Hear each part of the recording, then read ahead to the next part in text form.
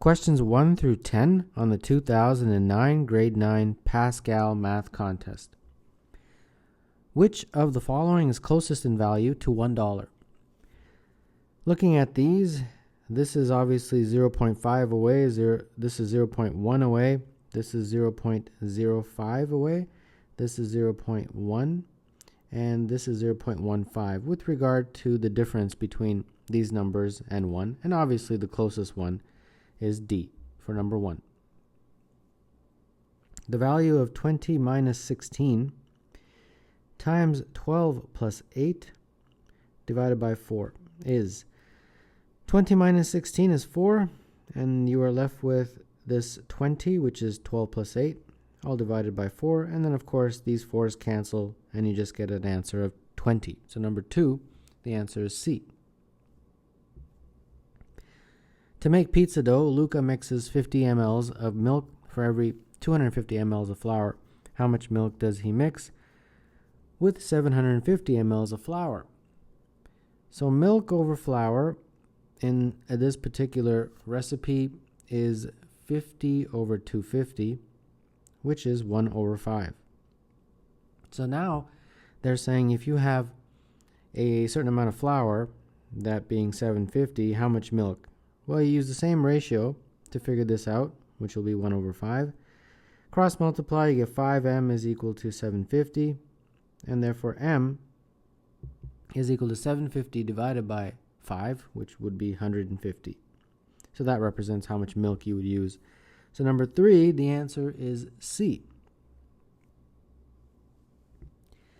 Of the following 8 figures, 1 is chosen randomly. What is the probability that the chosen figure is a triangle? Well, there's 1, 2, 3, 4, 5, 6, 7, 8 figures, and the probability therefore will be something over 8. The triangle, there's 1, 2, 3 of them. So the numerator is 3. Probability therefore is 3 over 8. Number 4, the answer is A. 1 over 9 plus 1 over 18 is equal to 1 over box. Then the number that replaces the box to make the equation true is. So we just have to add this fraction, top and bottom, get a common denominator.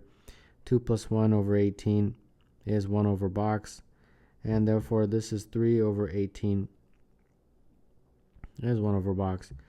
So 3 over 18 in lowest terms, of course, is 1 over 6. So therefore that box is a 6. So number 5, the answer is C. Squares of side length 1 are arranged to form a figure showing what is the perimeter of the figure.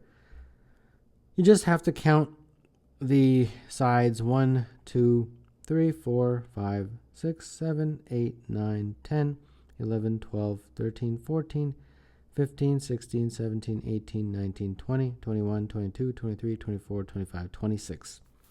Number 6, the answer is 26, which is choice E.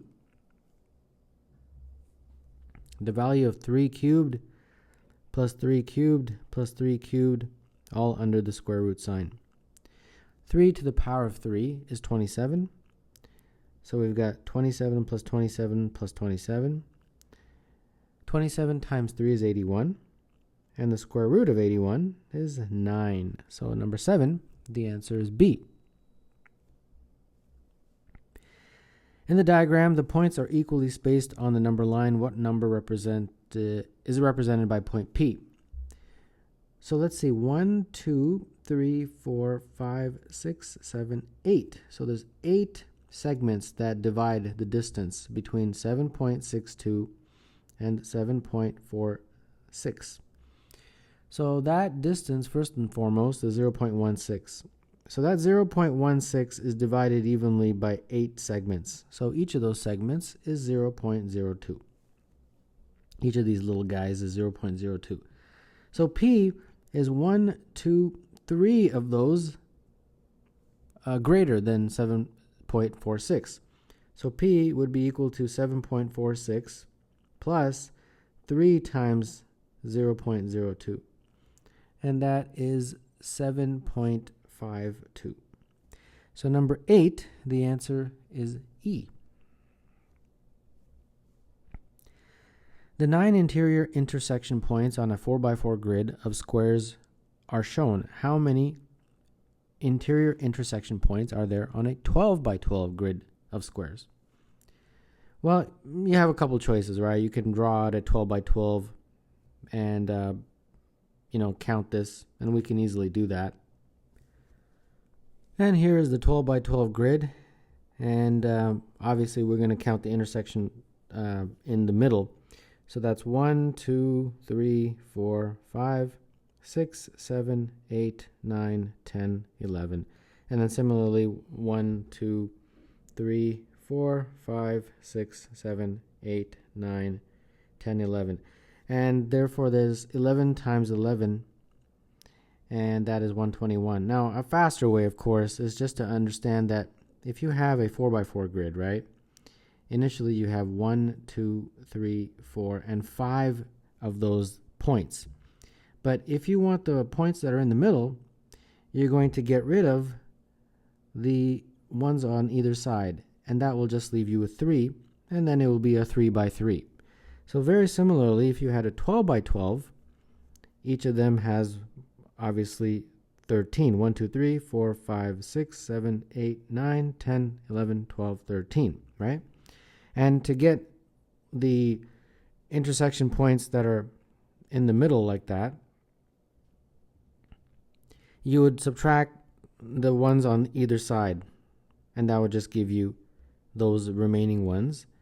And in terms of a number, it's 13 minus 2, which is 11. And that's why this is 11. And then to get the total, it would just be 11 times 11, so which is 121. So either way you want to do it, obviously you prefer the one that is faster since your time is limited on a math contest. So number 9, the answer is B. The graph, or diagram rather, shows a circle graph which shows the amount of homework done each day by Mr. Auckland's grade 9 class. Based on the circle graph, what percentage of students do at least 1 hour of homework per day? At least 1 hour would be these people and these people. Now, the only thing in this graph that helps you is this symbol right here. That is 90 degrees. So this section of the graph represents 90 degrees, and the whole distance, or the whole angle all the way around, is 360. So 90 divided by 360 is the fraction of this segment of the graph, and that is a quarter. So that means that this part of the graph is the other 3/4. So that is 3/4. And 3/4 is, in terms of a percentage, 75%. So number 10, the answer is E.